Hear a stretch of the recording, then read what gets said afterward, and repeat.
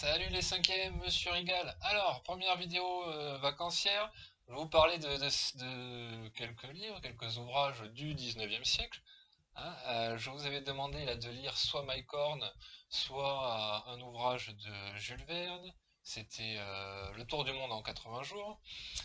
Et je vais plus précisément vous parler de Jules Verne et d'autres écrivains du 19e qui ont pu inventer, écrire des histoires qui vont avoir une certaine influence, vous allez voir, jusqu'à aujourd'hui.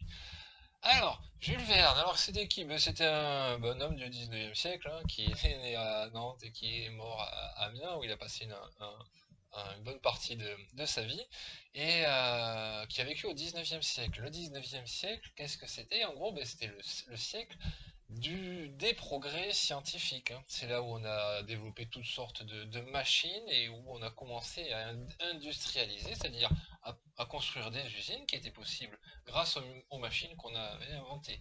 Alors, quand vous êtes écrivain, quand vous êtes tourné vers l'imagination, vers l'imaginaire, et que vous voyez ça, ça vous donne des idées, ça vous donne pas mal d'idées, et en fin de compte, ben, vous commencez déjà à inventer le futur, à lire ce qui va se passer. C'est ce qu'a fait Jules Verne.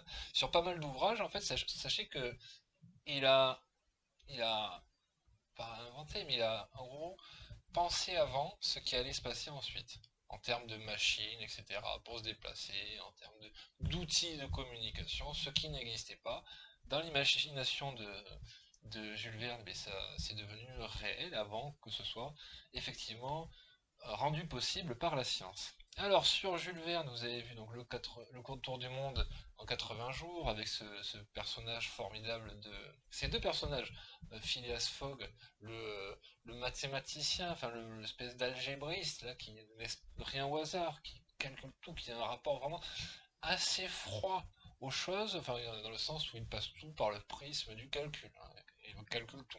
Alors c'est peut-être une forme de folie, ou alors c'est peut-être aussi peut-être un petit aspect critique, peut-être sur une société économique, allez savoir.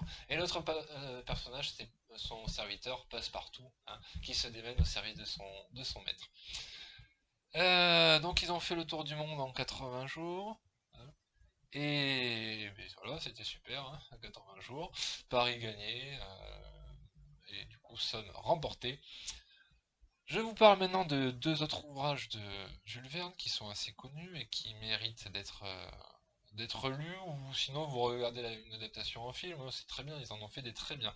Alors on a 20 000 lieues sous les mers, où ben, les scientifiques vont aller explorer ce qu'il y a en dessous donc du monde de la surface marine. Rappelez-vous Moby Dick, qui était au 19e siècle aussi, on n'avait pas grand-chose, on n'avait pas grande connaissance de ce qui se passait en dessous.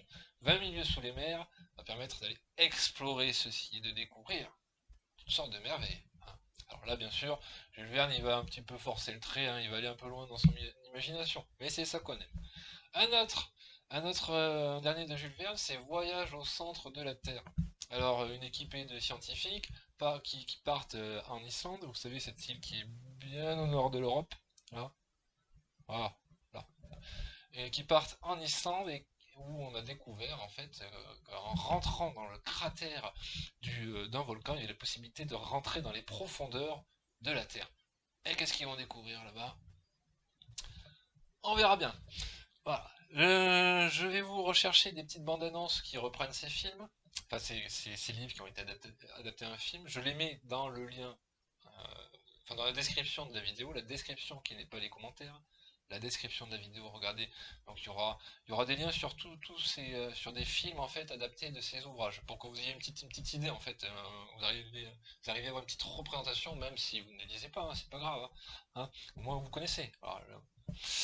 Autre ouvrage, alors l'île du docteur Moreau. Alors, l'île du docteur Moreau, ben, c'est une île dans l'océan, dans la mer, où s'est retiré le docteur Moreau, un scientifique, qui aime bien les expériences. Et dans cette île du docteur Moreau, ben, ce docteur Moreau va procéder à toutes sortes d'expériences sur des êtres, sur des animaux. Il a fait des croisements et développé une sorte de créature. Alors attention, ça fait peur, l'île des docteurs. docteur Moreau. Mais c'est très sympa, on est encore avec cette idée de la science, essayer d'imaginer jusqu'où peut nous amener la science. On continue avec un autre Britannique que vous connaissez, Arthur Conan Doyle. Vous le connaissez parce que c'est celui qui a inventé le personnage de Sherlock Holmes et les aventures de Sherlock Holmes. Sherlock Holmes aidé de son cher ami le docteur Watson. Et donc Arthur Conan Doyle a écrit un ouvrage qui est un peu moins connu par rapport au Sherlock Holmes, c'est le monde, euh, le monde perdu. Alors attendez, là j'ai un petit doute. J'ai un petit doute, donc si jamais je me suis trompé, je vais mettre un petit sous-titre en disant c'est pas ça, c'est ça. D'accord, hein. Alors qu'est-ce que c'est en gros, enfin peu importe le titre, c'est pas ça l'essentiel, c'est que il a imaginé en fait qu'on a retrouvé un monde quelque part où vivaient encore les dinosaures. Voilà. Donc c'est le scénario de Jurassic Park, hein, les films de Steven Spielberg, hein, il y en a au moins trois. Jurassic Park, et bien avant ça, ce 19e siècle, on était justement dans cette prospection, dans cette imagination scientifique.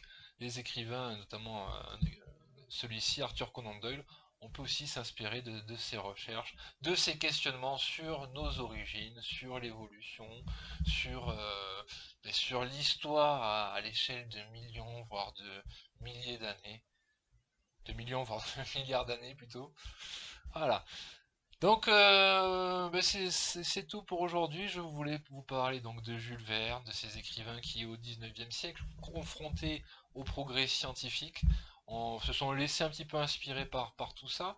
Alors, avec notamment 20 000 lieues sous les mers, Voyage au centre de la Terre de Jules Verne, ou encore L'île du docteur Moreau, ou Le monde perdu, à vérifier, d'Arthur Conan Doyle.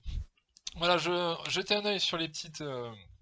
Bande-annonce si je les trouve, hein, ci-dessous, et ça va vous donner un petit aperçu de ce qu'on peut trouver dans ces ouvrages ou dans les films qui ont été adaptés à partir de ceci. Allez, bon dimanche à vous, prenez soin de vous.